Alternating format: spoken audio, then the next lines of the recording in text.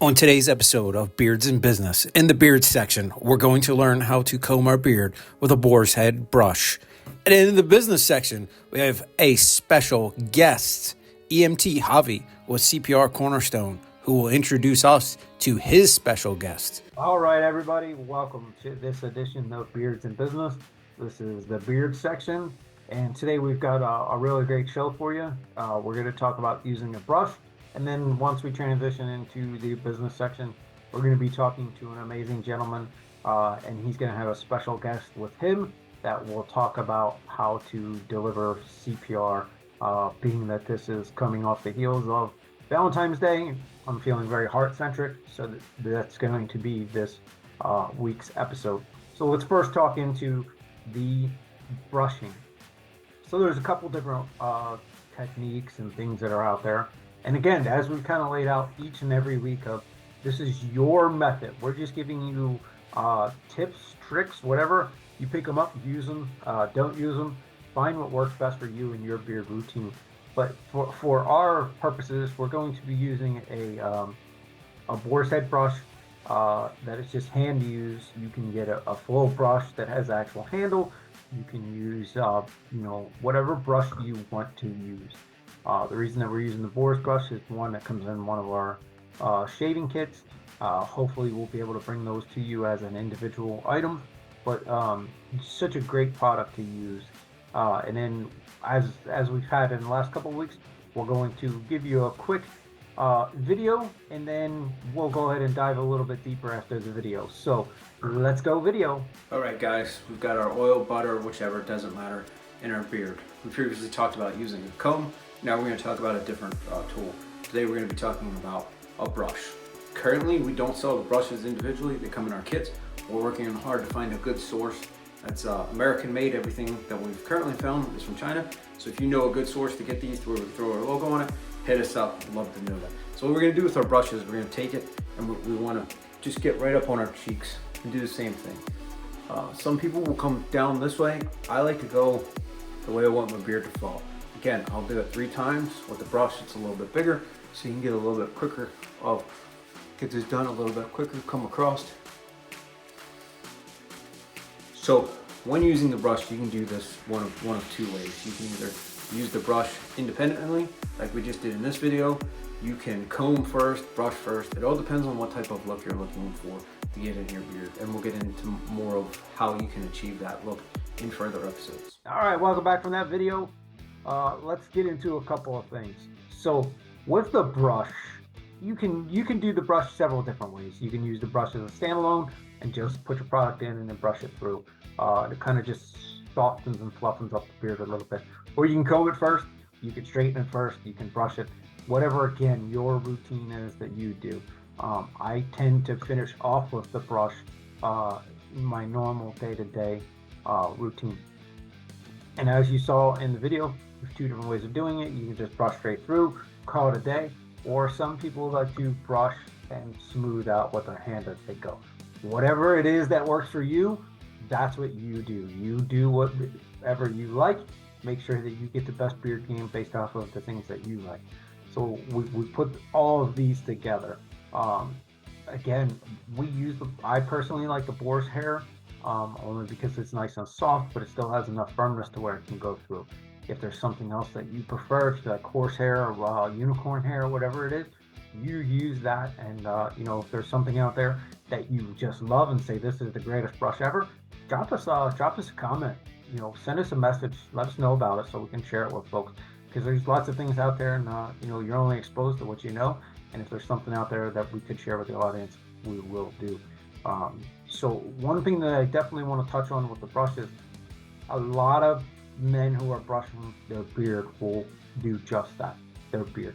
Don't forget to brush the mustache. Get that, especially if you get a thicker mustache. Go ahead and get in there so that you can make it. So whether you want it to fall down to your lip or if you want it to go out in the natural part, hit that up as well. The mustache is often overlooked when it comes to brushing and combing. Get up in there. Make sure that you're getting all of it. If what works for you, use it. If there's something that you know that is really good and you'd like to recommend it, shoot us a message, drop a comment down below. Also, you can send us an email if it's something that I go, wow, that's really cool. We'll share it. We'll put it on our podcast. We'll feature it. And if it's something that's really good, I'll give you credit for it. I'll say, hey, Joe from Cincinnati wrote in, and we want to showcase this. So, share your routines, ideas, and maybe you'll be featured on the show. So really simple. This with the brush really last week kind of concluded our foundation. Kind of throw the brush in. Not everyone is a brush fan, but that is our foundation. So recap: the wash. What you are washing with is the key. That's it. You could do everything else right, and if you're not washing, you're wrong. So using a beard specific wash. Whiskerman, we use a beard soap. The reason that we do that is, one, the bubbles in the beard give it a crazy lather. Two, the alcohol properties in it will help soothe if your skin's irritated. So that's why we use that. We have two different products. We have the honey ale, the summer ale.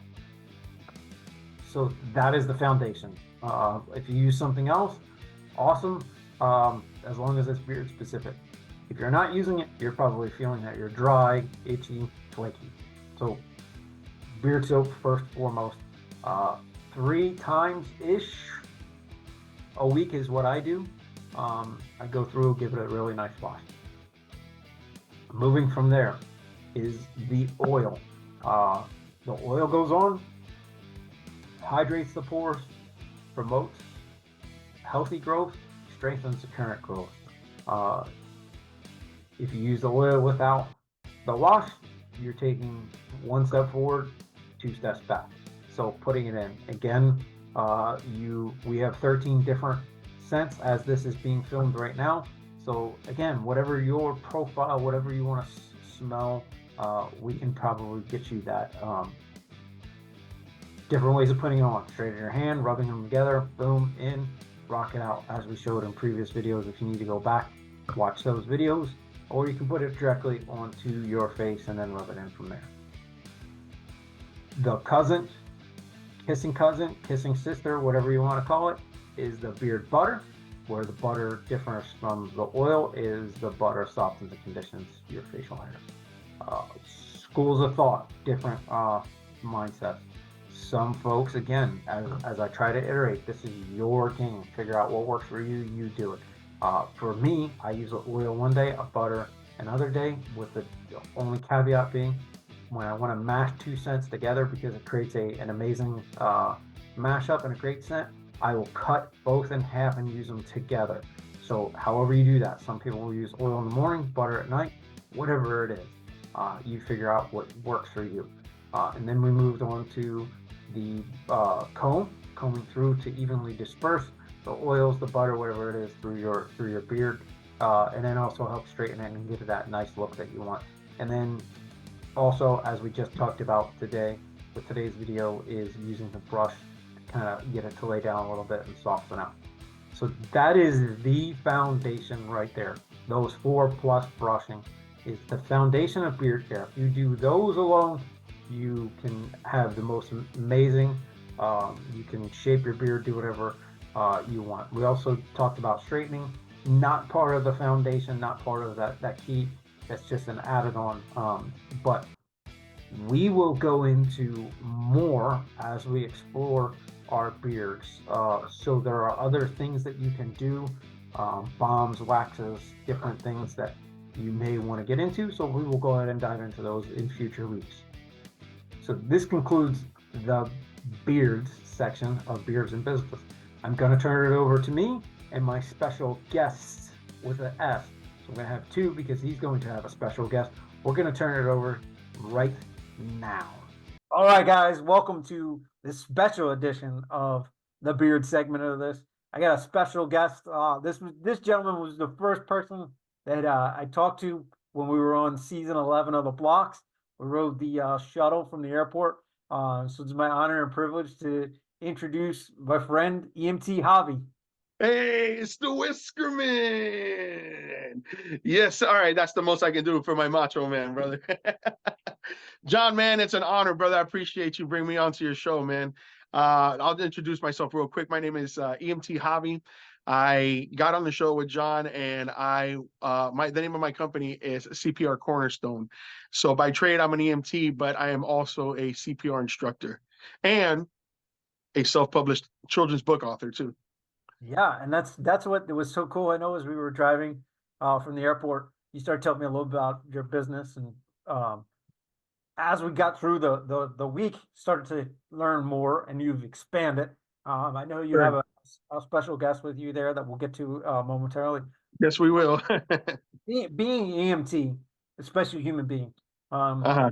all my podcasts, I send a shout out to all the first responders. Yes, sir. So you're obviously a special human being, but how do you become even extra special by going into your business to do this children's book and teaching this life-saving technique that you're doing? So if you could get into a little bit of how you got into that and what exactly it is that you do with your book. Got you. Well, it's simple. In December, I made my 13th year as an EMT and working in the emergency room. And I mean, it was something that I never wanted to do. I only did it because my ex-girlfriend's dad told me that I needed a good I needed a good career in order to stay with his daughter. So I was just like, all right, let me see what I got. So eventually, I started enjoying what I did. I started learning more and more than I thought I would ever learn because I wasn't the best student in school, but um, learning how to save somebody's life was just something intriguing to me that you can just change somebody's days. So, like I said, I've made 13 years in the ER. I'm coming up to about 5 or 6 years of being a CPR instructor, and I used to be an ambulance driver as well. So all those combined years, I thought to myself, man, why don't I do something different? Because I didn't want to become a nurse. I don't want to become a paramedic. I kept it very simple. So the EMT is the basics of the emergency, not the emergency department, but EMS, or the emergency medical services, right? So that's what we've done that's what I've done for the last 13 years. So from there, I thought to myself, man, what else can I do to make money and have an impact on people? So I saw a children's book, and I thought to myself, man, we learn everything else in the world in school, but do we really learn how to save a life? And I thought to myself, you know what, man, let me put this into writing. Let me put this into word form and like picture form so that children can enjoy it. Keep it simple where an adult could read the book and have fun with it, but also that a kid could just learn it over and over again. Because when I teach my classes, a lot of things that I do, it's more memorization and repetition. So I kept it in that same format within my book. So I think it'll be fun. I actually have a copy of it, and I should have brought it. I still have it outside, but we'll bring that in a little bit. Yeah, and so what you do is amazing. 13 years is incredible. I know Thank the you. burnout rate in that community. Most folks don't stick around for that. So You better believe it. but then to pass on this amazing, underutilized and undertaught, especially to the younger generation, the kids. Mhm. What is it what is your special sauce that you have? Or who helps you accomplish this mission? It's funny. Internally, I really don't know where I get it from. Um, Depending on somebody's belief systems on what they believe, I have my own personal belief systems where I'm a Christian, so I believe that God has instilled gifts in me and talents that I really didn't think I had. And I remember people were telling me, "Man, you have the gift of gab, man. Like you could talk to anybody." And it's funny because I used to make fun of my mom for it all the time because my mom will talk to a rock if she had the ability to. And it's just something about sparking a conversation. And I found out that I had that gift. I can go ahead and speak to anybody about anything at any time. I like to tell people I don't know everything, but I know a little bit about everything. So I'm a jack of all trades when it comes to personalities and interacting with people. So I tend to give off this, I guess, yeah, I'm very comfortable with this guy. I'm going to go ahead and open up a little bit to him, have a good conversation, because I could be deemed trustworthy. And I hope that's one of the things that when you saw me that day that we met at the airport and we rode back on the shuttle, and then we immediately sparked a conversation. And I found out about your military background, which I'm very thankful for your service, by the way, John. Appreciate all the time that you've put in, my brother. And I know it's not easy, but I appreciate and respect everybody who's actually put their life on the line to serve our country. So, something I'm very grateful for. And I know I don't do the same thing, but I hope that I could return the favor in knowledge and being able to help people and save some lives. Yeah, and you brought out a great point. As soon as we got on that shuttle and started talking, I was like, "This is my brother from another mother," right? Hey, And we hung out yep, all the way through, and that wasn't just like a, "Hey, it's a quick conversation," and then we move on. We yeah. continued to had touch points throughout the Oh entire show. yeah. Um, so I mean, what you do is special, being an EMT, and then the children's book. You know, a lot of people have these dreams and aspirations and visions to actually get it out there. Got Um, you. and this is one of the cool things of, so far up to this point, I've only had one guest for each show.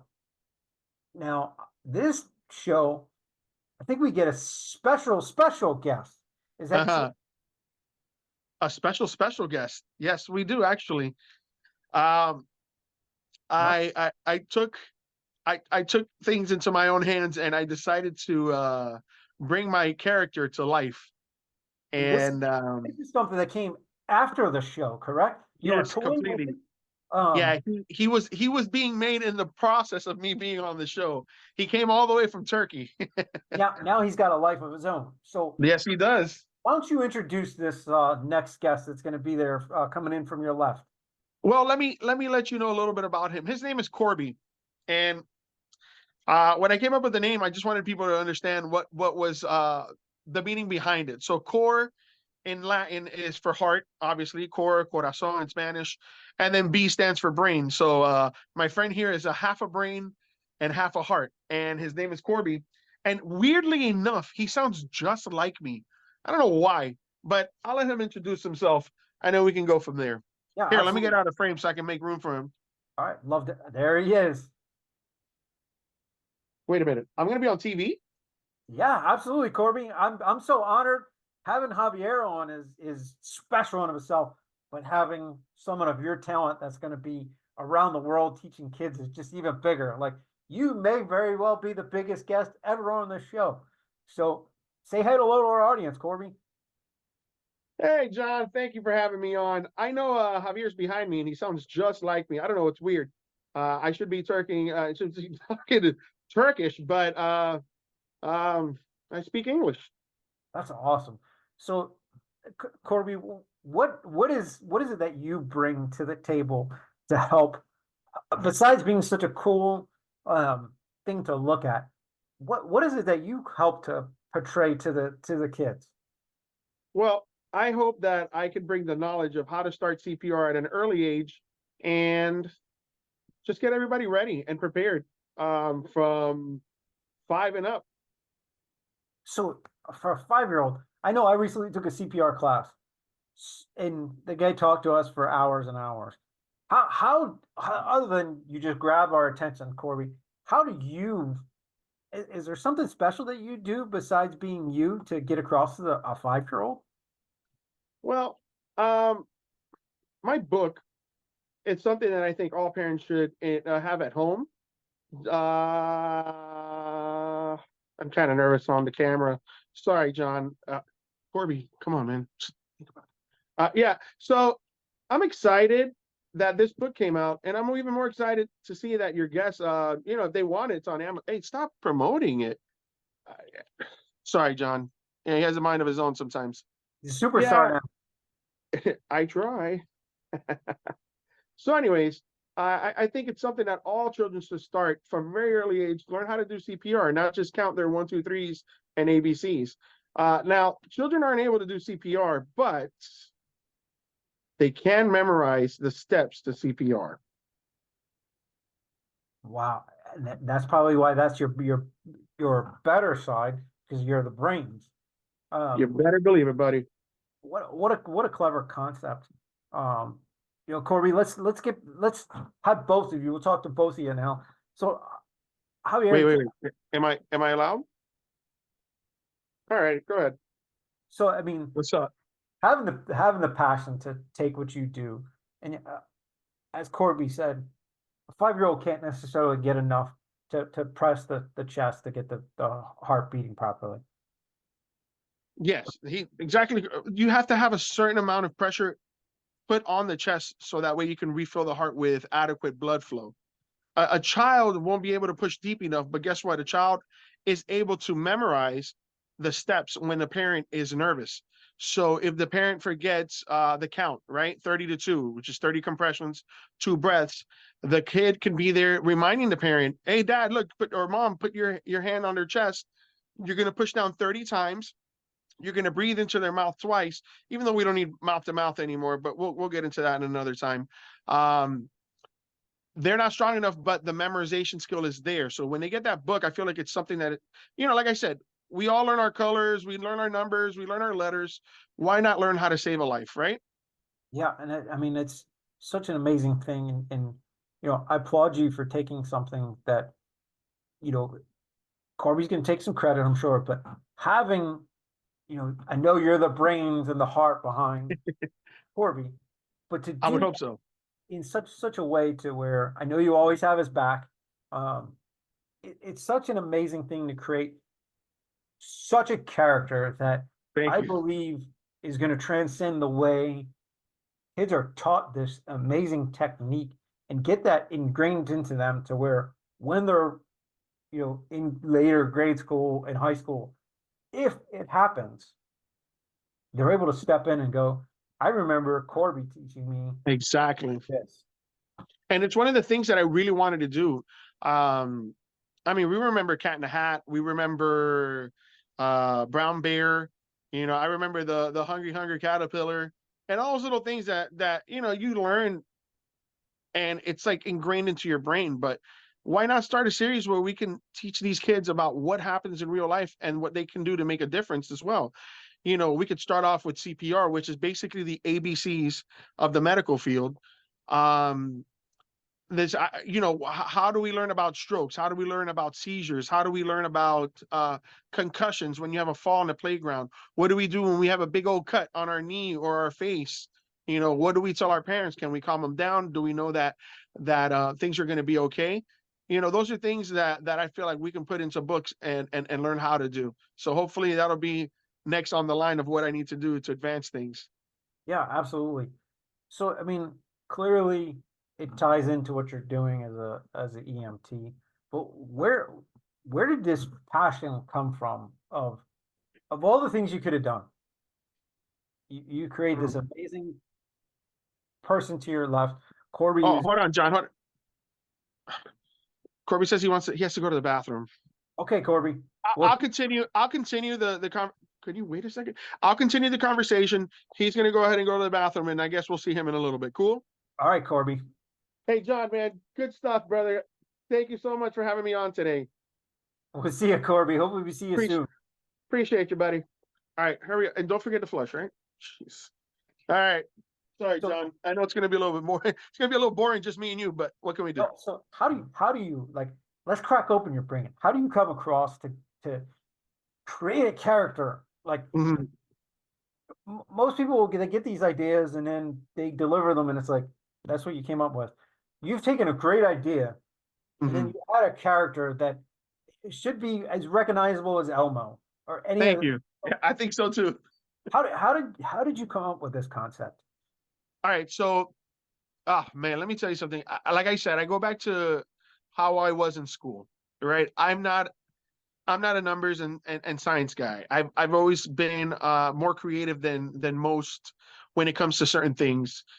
And man, it's the things that never get started because I always want things to be perfect before they start. For example, look, you started this podcast, man, and you just said, you know what, let's just go. We'll press play and do what we need to do. I need to get over that. I need to to start pressing play. I need to start pressing record and get my thing on the run as well too.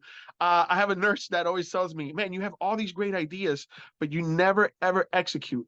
And that's what I'm trying to do, learn how to execute. But coming off the creative side of things, it's just something that I've always liked to do, just come up with different things, different characters. I like to think so that people can be like, oh man, you know what, that makes sense. We could put things and get, I mean, think about it. I took half a brain, I took half a heart, which is basically CPR. What people tend to not know about CPR is it's not really about the heart, John. We could do everything to that heart, but the heart's going to stop and go whenever it feels like. What we need to do is learn how to prevent brain damage, irreversible brain damage. There's no coming back from that. So I wanted a character that can bring light to, all right, well, we know the heart is important, but the brain is even more important, because without that, we have no cognitive thinking. We are not really who we are. I'm not able to speak my words. I'm not able to move my hands. I can push 1,000 medications to keep your heart pumping, but there's no medicine that's going to reverse the damage that my brain has suffered without oxygenation. So put 2 and 2 together. I said, cool, man, let's make something that kids could find fun, and then something that parents can find fun.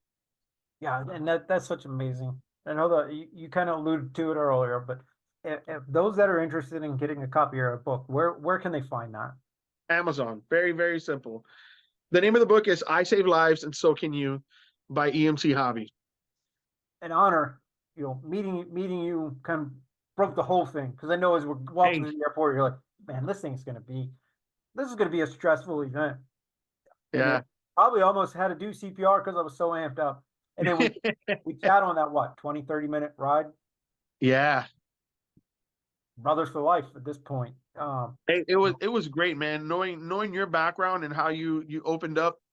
Like you said, man, when you get in a field where things aren't normal, like everybody's 9 to 5, you develop a personality, you develop a different type of sense of humor that you and I can both understand, that not everybody can. The military jargon that you and your brothers in arms would share, people won't understand that. They'll be like, oh God, what are they talking about? I know where you're coming from, because it's almost a way of us, de-stressing and humanizing what we have to go through, which other people don't get to go and see. Yeah. And So it was an honor to have met you, and yes, sir. We crossed paths, and I'm even great. I thank you for coming on. Hey, of course, brother. Anytime, man. I'm excited. I hope that you will jump on my podcast as well. Absolutely. As long as Corby's going to be on there. Hey, he will, but check this out. You want to see something? Check this out, ladies and gentlemen. Yeah. The sample pack. There it is. Hey, these beard oils smell amazing. They feel great, and they go good on the beard. Even though I'm ashamed of my grays, I'm not going to lie. Women can get their eyebrows done. Guess what? I dye my beard when I need to. Okay. Yeah. I won't accept it just yet, John. I will soon enough, but I have to dye it just a little bit. But these beard oils, they're amazing, man. And I really need to get into your shop and see what more I can get, because I'm almost out of these. Well, I really appreciate it. So I'm out of questions, and we're coming up to the time. Is there anything that you'd like to, final parting shots? The floor is yours. I mean, what can I say? I have a podcast coming out. It's going to be called The Vital Sign Podcast, a raw look into healthcare. I want to represent our side of what we feel and see in the medical field. I want to be able to answer questions that people have about the medical field. Why am I waiting so long? Why do I have to do this test? Why am I feeling like this? Why should I come to the ER? Should I go to an urgent care? I want people to understand that we're humans as well, and we're here to serve you, but we need to be treated with respect as well. We're here to serve. We're not servants. So yeah. That's what I want to get into. I can't wait till that comes out. We're going to get that up sooner rather than later. Yes, sir. We'll definitely be in touch. So thank you so much for coming on. And folks, if you made it to this point in this podcast, that means you watched the entire thing. So thank you so much. We look forward to the next one. Javi, again, thank you so much. Look out for the Whiskerman, man. Get them products, brother. All right, everybody. What an amazing interview. What a great person EMT Javi and Corby are. So go ahead and go check out their book and buy it. If you type in EMT Javi in Amazon, you will find it. I'll put his QR code to find his information, and support Javi. It's such a great life-saving. Coming off the heels of Valentine's Day, what a great way to make sure that you're taking care of someone's heart. So as always, thank you so much for watching this episode. Hit the like, subscribe so that you get the latest updates. Look out for upcoming small teasers for videos that will be forthcoming. Shout out to our first responders, our military, and our veterans. If you can't get behind them, folks, feel free to get in front of them. We'll see you next time.